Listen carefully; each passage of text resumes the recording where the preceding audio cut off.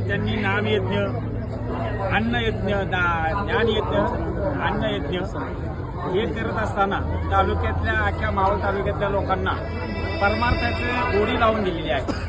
अण्णांनी केलेली कामं, अण्णांचं नेतृत्व आणि भक्ती मार्गातल्या काही गोष्टी आहेत ह्या अण्णामुळं आज तालुक्यामध्ये सगळी लोक अगदी भक्तिमय होऊन गेलेली आहेत. अशा कर्तृत्ववान माणसाला तालुक्यातील सगळ्या लोकांचे मोठ्या प्रमाणात आशीर्वाद आहेत. अण्णा यापुढे असेच काम करत राहतील आणि लोक तालुक्यामध्ये जे काम चाललेलं आहे, जे शिवाजी महाराजांनी केलं, तुकाराम महाराजांनी शिवाजी महाराजांना अनुग्रह दिला, तसं आज अण्णांच्या मागं भक्ती, शक्ती, ज्ञान हे सगळ्या गोष्टी त्यांच्या मागं प्राप्त आहेत.